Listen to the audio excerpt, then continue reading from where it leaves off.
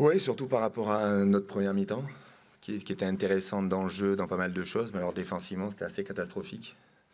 Je pense que voilà, sur chaque action qu'ils arrivaient dans la surface, ils ont marqué, quoi.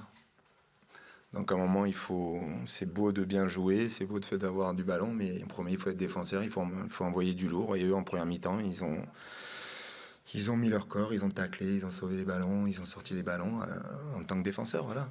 Donc tu peux pas exister si tu prends des buts comme ça à ce niveau-là. Quel a été le discours justement à la mi-temps là? Qu'est-ce qui s'est passé? Ça a gueulé un peu. Ouais.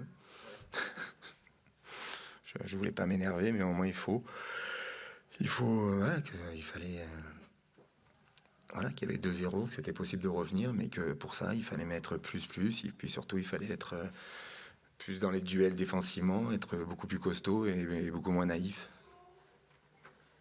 On a senti un changement de comportement là après les changements.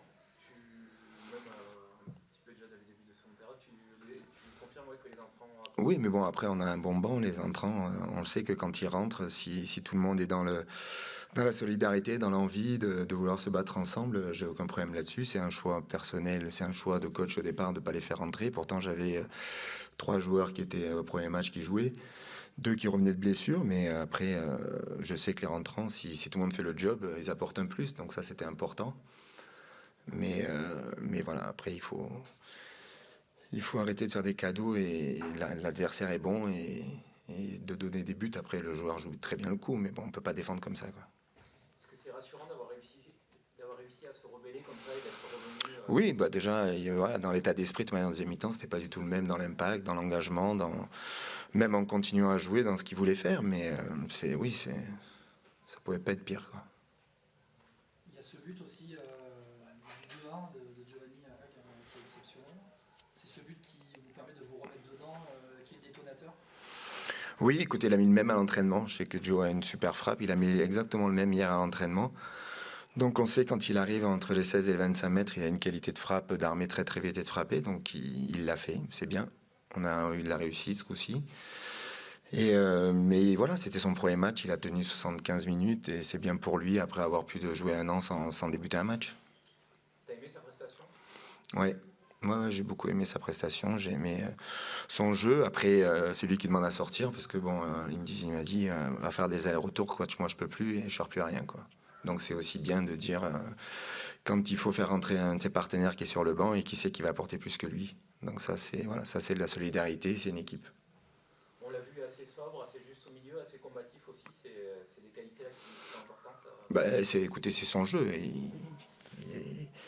C'est quelqu'un qui a un très bon déplacement, qui a un bon jeu. Je pense qu'il pourra aller que en s'améliorant, en trouvant le rythme et pour jouer. Après, il est dans l'engagement, il a pris des coups, il en a mis, c'est le football et c'est quelqu'un de généreux et de vaillant. Dans les tribunes, on a entendu des paroles contre Lucas Buades Bon, on s'en qui fout, vous énervaient. c'est pas Le début de grave. la saison, c'est le cas. Non, ça a été un petit peu, c'est pas grave. Les gens, vous savez, il faut pas, Il faut passer à autre faut chose. passer à autre chose. Il faut pas, voilà, c'est autre chose à C'est parler. peut-être lourd d'entendre ça encore après. Non, je pense que, écoutez, comme je leur dis, quand vous entendez des choses négatives, il faut les transformer en positives dans votre tête. Ça rentre par une oreille, l'autre côté, ça sort positif. Voilà. Tant que les gens seront stupides, qu'est-ce que je vous dis ça? On pourra pas changer le monde, quoi.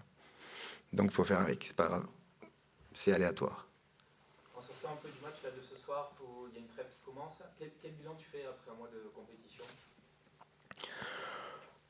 Je dirais de bonnes choses. L'équipe a progressé dans pas mal de domaines. Maintenant, je dirais que voilà, les 2 buts là, le but à Laval, le but la semaine dernière, il faut resserrer les boulons. Il faut être beaucoup plus combatif, beaucoup plus défenseur dans l'âme au départ.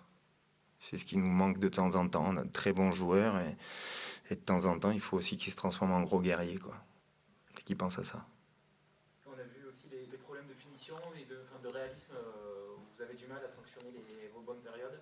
Ouais, bah écoute, après, on va le bosser, ça c'est à nous. Il faut les aider, il faut en parler, il faut travailler. Et je sais quand ça va passer, ça fera mal, mais il faut pas qu'ils perdent confiance. Ils se créent des actions, des occasions. Le gardien fait un super arrêt à un moment sur Andreas. Il fait une super sortie, comme Lio l'a fait aussi à un moment en deuxième mi-temps. Voilà, il y a des bons gardiens. Après, la jeunesse, il faut avoir un peu plus vite travailler sur l'expérience, mais j'ai aucun doute là-dessus. Maintenant que le mercato est fini, là, tu es heureux de l'effectif que Ouais, tu as à disposition? Oui, oui, je l'ai dit hier déjà, c'était l'effectif qu'on voulait avoir, un nombre de joueurs, plus les jeunes. Donc c'était un effectif de 22-23 joueurs, avec deux trois jeunes. Donc je suis content, hein. Le fait qu'il n'y ait pas eu trop de départs cet été, c'est une bonne chose aussi pour avoir de la continuité. Bah écoutez, pour avoir de la continuité dans des clubs comme nous, oui, c'est très important. Il y a la maturité pour certains chaque année qui prennent du temps de jeu, il y a l'expérience, il y a donner aussi tous les principes aux nouveaux qui arrivent, les encourager, être derrière eux. Donc c'est sûr que d'avoir une ossature de 12-14 joueurs qui sont restés, c'était très important. Et après, il y avait des joueurs sur qui vous comptez un peu moins, là, qui sont pas partis.